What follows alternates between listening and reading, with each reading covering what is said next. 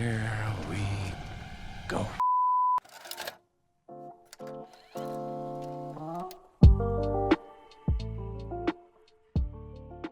Ever since I saw the first look, the first trailer for Longlegs, I've been hyped for it. The marketing, I'm sure most of you know of it, and that's probably why you're more excited for the movie. It's because it's been fantastic. Neon and their publicity and everyone that works for them have done such a great job at not giving really anything away with the movie. You don't even know what Nicolas Cage looks like. They don't show him, and I think that just little stuff like that gets you intrigued and keeping it very vague with what you're showing you. It gets audiences in seats. And that shows because this movie has a lot of hype surrounding it. Going into a movie with a lot of hype, you do kind of have to check your expectations at the door. At least I do. I don't want that to overshadow it. But I am happy to say, coming out of this movie, I do think this movie lived up to the hype. And then some. It gave me even a little bit more. But as we get into the rest of this review, be sure to hit that like and subscribe button. And comment down below what are your thoughts or expectations on Longlegs. But let's keep talking about it. I will always praise a movie when it opens with a thrilling, quick little sequence to get you hooked. And Longlegs has a sequence like that. It just right out of the gate hooks you.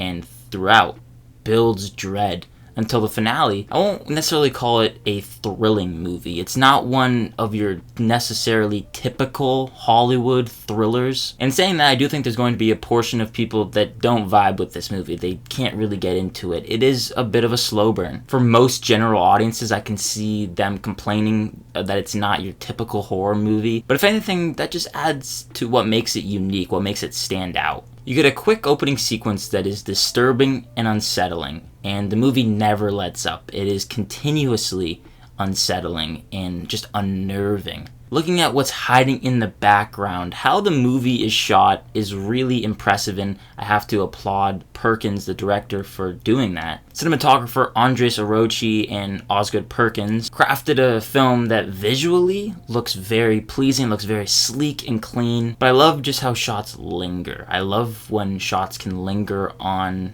a character, something in the background, you're waiting for something to happen. It's very obvious that this movie takes a lot of inspiration from Silence of the Lambs. And of course it does. That's one of the most acclaimed movies surrounding a serial killer of all time, if not the most acclaimed. It's one of my particular favorites.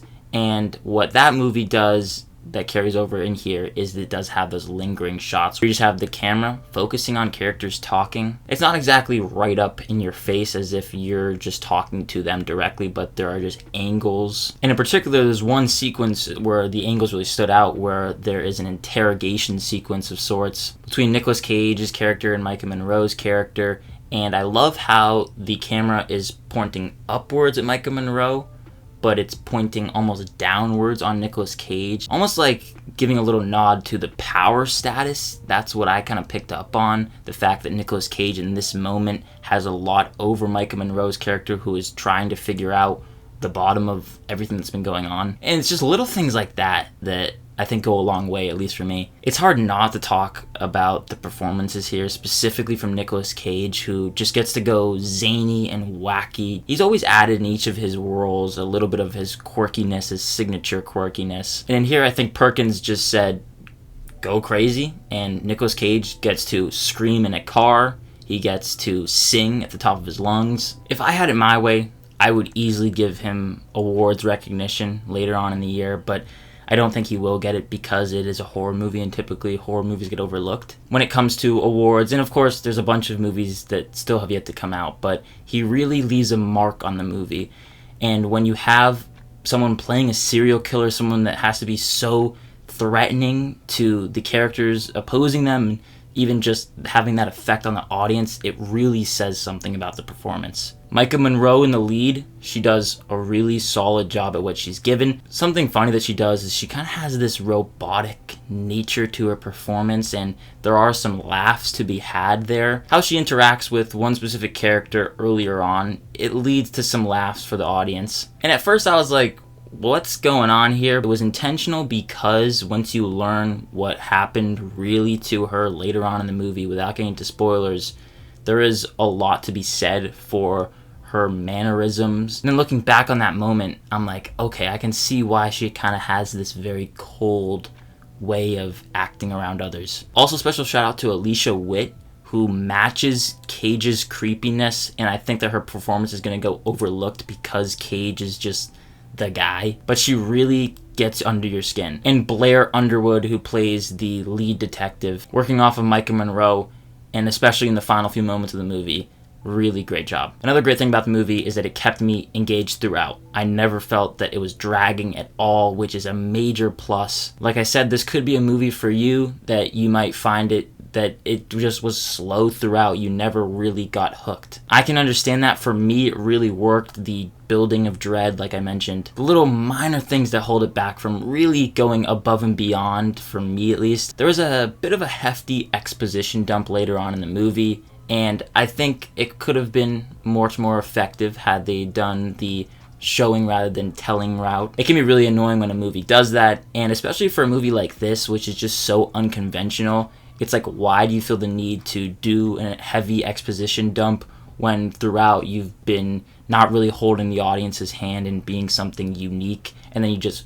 go to an easy route? I guess in that sense it felt more Hollywood than the rest of the movie. And I did feel that there are some loose ends, some things that just felt a bit convenient for the movie to advance its plot. In particular, I would have liked if the movie, and this is just a nitpick from me, if they had a little bit more with Micah Monroe's father in the movie. He is basically non-existent, and I would have liked to maybe learned more there, whereas there's something to him. And I don't think the movie was as shocking, as unpredictable as even some of the people in my audience were gasping at. It's really not that crazy. I wouldn't go as far as to say it's predictable, but some of the things you could have seen coming, me in particular, I wasn't like, oh, I know exactly where that's going. But as the movie goes on, I'm like, what if it goes here? And yeah, it does. And finally, I was a little iffy on the twist towards the end of the movie, but I do have to say that I like it the more that I think about it, and if anything, it just adds to the twisted level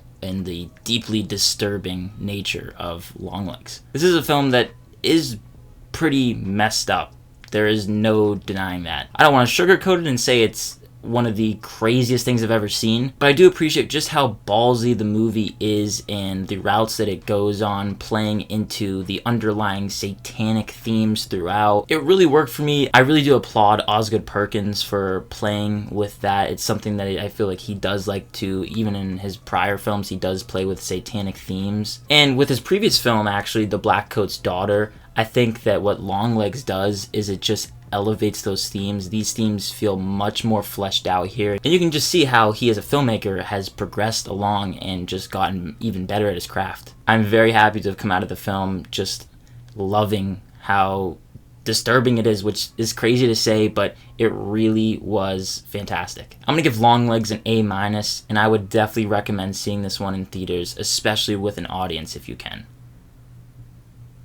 Be sure to let me know once again your thoughts on the movie. What did you think of it? Did it live up to your expectations? I want to thank you so much for watching this review, and again, if you did enjoy it, be sure to hit that like and subscribe button, as well as that notification bell so you don't miss any further videos. And as always, look forward to more content coming soon. My name is Ben, people call me Meter, and I'll see you guys in the next one.